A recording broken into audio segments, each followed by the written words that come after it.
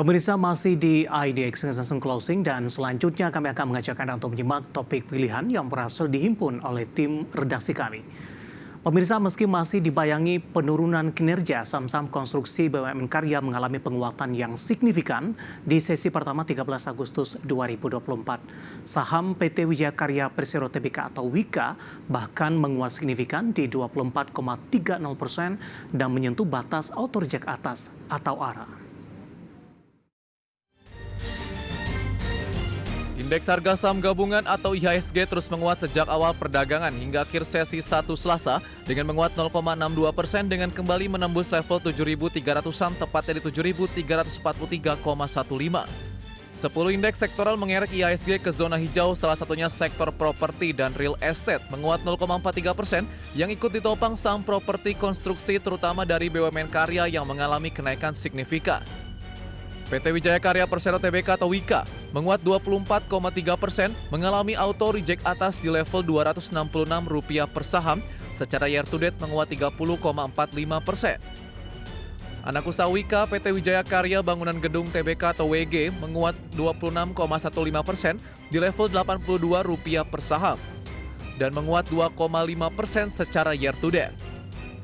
Saham PT PP Persero Tbk menguat 14,95% di level Rp446 per saham dan secara year to date menguat 4%.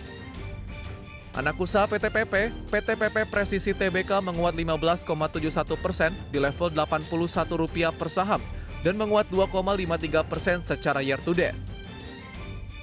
Dan saham PT Adikarya Persero Tbk ditutup menguat 14,84% di level Rp294 per saham, namun masih melemah 5,77% secara year to date.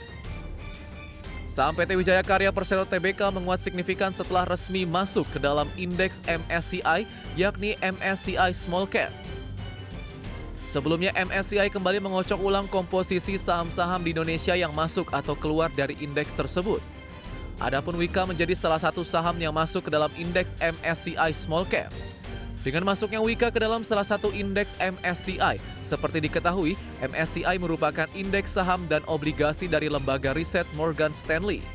Indeks ini banyak digunakan sebagai acuan manajer investasi dunia sebagai dasar pemilihan aset. Di sisi lain, di tengah penguatan signifikan saham konstruksi BUMN Karya, akumulasi nilai kontrak baru ADI, PT PP, dan WIKA tembus Rp30,02 triliun hingga semester 1 2024. Capaian nilai kontrak baru dari ketiga emiten ini menurun jika dibandingkan dengan semester 1 2023 yang sebesar Rp36,1 triliun atau koreksi 16,84% secara tahunan. Research Analis RHB Sekuritas Indonesia Muhammad Wafi menilai, secara keseluruhan emiten konstruksi BUMN Karya masih memiliki tantangan meskipun telah melewati kejatuhan yang cukup dalam. Rasio leverage BUMN Karya masih cukup tinggi sehingga membuat BUMN Karya masih kesulitan dalam mendapatkan dan menjalankan kontrak baru ke depannya. Berbagai sumber IDX Channel.